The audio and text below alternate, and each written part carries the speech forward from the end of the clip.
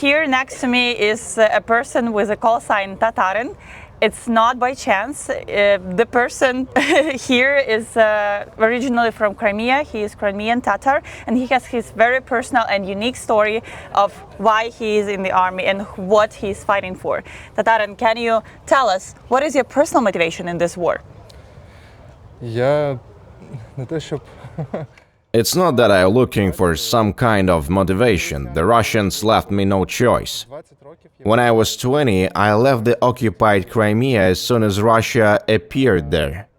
For those who don't know, on February 26, 2014, Crimean Tatars gathered at the Council of Ministers of the Crimea with Ukrainian and Crimean Tatar flags to protest against the Crimea joining Russia and against holding a referendum. My father was there, my brothers were there, and I was there. Almost immediately after the annexation of the Crimea, after the Russians seized it, all the participants of that rally, and that's nearly anyone from Crimean Tatar family, were declared terrorists and extremists in absentia. And now, for 10-11 years, the Crimean Tatars who took part in that rally are being sentenced to 20-23 years in maximum security prisons in the Far East. They're tried, repressed, and sent to prisons where they remain to this day. When this became clear, my father told me in plain terms, "They will either kill you or imprison you here. So leave the Crimea, go to Ukraine, you might be able to survive there." I came here and started to build my life, but the Russians came again and decided to take away everything I had managed to gain those 7 years. When the full-scale invasion began, I could have gone further, to Poland or elsewhere in Europe, but I had already fled once. They had already taken my land once. I understood that when the Russians are done with Ukraine, they will come there too. So there was no choice anymore. On February 25th, I went to fight. At first, we fought in Donbass, the Serebransky Forest, Svятогірськ, Liman, Bilogorivka. Later, we were sent to other sectors. Now we're fighting near Kupiansk. And just the night before last, I was in a dugout. Today, I left my position and came here to receive this vehicle. I am very grateful to you for it. Thanks to you, we will have the ability to manage logistics and rotate our personnel.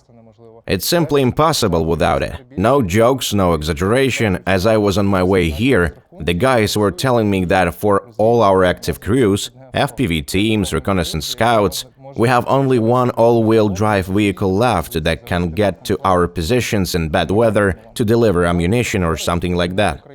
So, thank you. Many say that the war in Ukraine began not in 2022, but in 2014. As a Crimean Tatar, I want to say that for my people this war and destruction began much earlier. Just an example. My grandmother was deported in 1944, where she miraculously survived against all odds. My father was born in a place of deportation and was only able to return home to the Crimea and see it for the first time as a grown man. I'm the first generation born in the Crimea after the deportation, and I was forced to leave again because the Russians came to my land again. And if you look a little deeper, the 1944 deportation was not the first and not the only one. It was the 5th or even 6th in a row. That's why I always turn to my Ukrainian brothers in arms and say the same thing. If you want to understand what awaits you in any contact with the Russians, what awaits your nation, look at the Crimean Tatars. They have almost completely destroyed my people. By the start of the occupation in 2014, there were no more than 230,000–240,000 of us left. And that's all they left of our nation. They are doing their job, and they do it consistently. Their task is to destroy us, and they are doing it, and they will continue to do it. Never trust Russians. Since the times of the Crimean Khanate, there is a very old Crimean Tatar proverb that translates as "do not lean on water, Do not rely on a Russian. It's actually so important to remember what mentioned Tatarin, that the first Russian invasion happened not in 2022 but in 2014. It started with the annexation of Crimea, and thousands of people had to flee to be able to live normal life and to fight for Ukraine here, because there are so many political prisoners getting sentences for like 15-20 years and they cannot do anything. And people like Tatarin are fighting here in Ukraine with the hope to make Crimea free and to be able to go back there without being persecuted and without being imprisoned for their political views and protecting their home.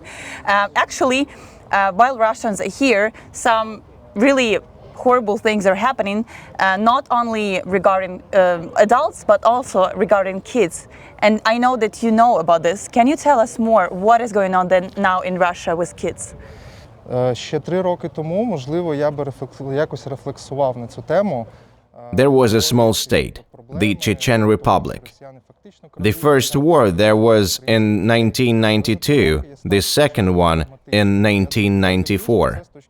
And when the entire leadership of this small state asked the whole world for help, the world expressed condemnation, but couldn't or didn't want to provide any proper practical assistance. Some of you listening were already adults then. What is happening now? Those people who were 16 at the time, many years have passed, are now 30, 40, and they are fighting in Ukraine. Практичної допомоги не зміг надати, чи не захотів, не знаю з яких причин. During this time, through the militarization of children, the Russians have managed to raise tens of thousands of soldiers whose parents fought against them in the Chechen wars. And now these soldiers are fighting in Ukraine. And believe me, in 10-15 years, if the Russians continue to militarize Ukrainian children in the occupied territories in the same way, you and your children will meet a Ukrainian soldier on the battlefield. Якщо росіяни далі будуть так мілітаризовувати українських дітей на окупованих територіях, вже ви... And as a Ukrainian soldier who knows how Ukrainian soldiers fight, believe me, the last thing you would want is to meet Ukrainian soldiers on the battlefield. Ваші діти чи ви самі зустріли на полі бою українського солдата?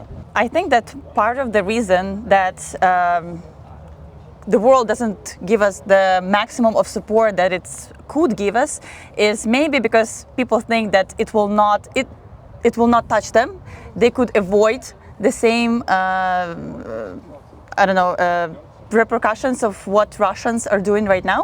But in Ukraine we already have an example of how Russia militarized kids in Ukraine, and now they're fighting against Ukraine. In 2014, Donetsk and Luhansk regions were partially occupied, and now we can see a lot of prisoners of war that Ukrainians are capturing, and they have Ukrainian passports. Those are kids who were kids in 2014 who were militarized by Russians, and they were made to believe that Russia is their homeland, and now they are forced to fight against Ukraine, against their own homeland. So we have to keep that in mind, to remember that Russians don't change their tactics. They are using it the same everywhere in the world, and if you think that it's not going to touch you, it probably will, but like in years in perspective, you have to keep that in mind. And I also wanted to ask you to show us a flag that you have and tell us a little bit more about the flag, because it's also very, very unique. У мене є два невеликих артефакти, якщо їх так можна назвати. Перший це... I have two small artifacts, if I can call them that. The first is a patch with the flag of my people. It's been with me since 2022. It was given to me by a brother-in-arms who took part in the counteroffensive in the south, in the Kherson region. He later gifted it to me. This patch went through the battles in Donbass, the Serebransky forest, and now it's fighting in the Kharkiv region.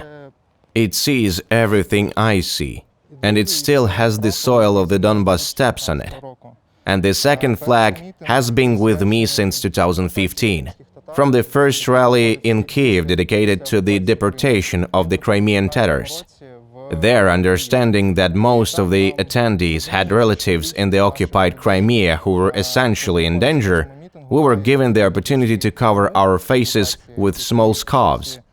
This, by the way, is why Crimean Tatars today are forced to fight anonymously. It's why I'm standing in front of you with my face covered, although I would prefer to speak openly. I don't want to hide, but I have to, because my relatives are in the occupied territory. And at any moment they could be arrested, sentenced, tortured, or in the best case scenario, imprisoned. I cannot allow myself that. Since the beginning of the full-scale invasion, I've been asking all my brother-in-arms with whom I fight to sign this flag. Some of those who signed it are no longer alive. And this is the only memory of them that I probably have left. There are also the signatures of my parents, whom I saw only once after the invasion began. This is also a small symbol that will stay with me as long as I live. I just want to thank Tatarin for being so honest with us. Вибачте, що переб'ю. Sorry to interrupt. I want to thank you because this vehicle, it really, just so you understand what this vehicle means. It's not just about transporting personnel in and out, allowing them to rest instead of being stuck on positions constantly. It's about delivering ammunition, which allows us to fight, to use FPV drones, drops and bombs. And most importantly, this vehicle can evacuate a wounded soldiers. Without it, a wounded person has very little chance of survival. Today, the kill zone, the dangerous area for logistics, is expanding significantly, and crossing it on foot, especially when wounded, is impossible. So, by helping with vehicles, you are literally saving lives. No joke. This applauses are for you. Thank you for doing this. I mean, not everybody has this courage to fight. So, just once again, thank you for doing this. I hope this car is going to serve you the best and is going to save as many lives as possible. Yeah, I just hope everything best for you. Those are also the patches from Jake Bro, the guy whose campaign was used to raise the money for this car. Thank you so much. Дякую. All the best to you. Thank you. Дякую.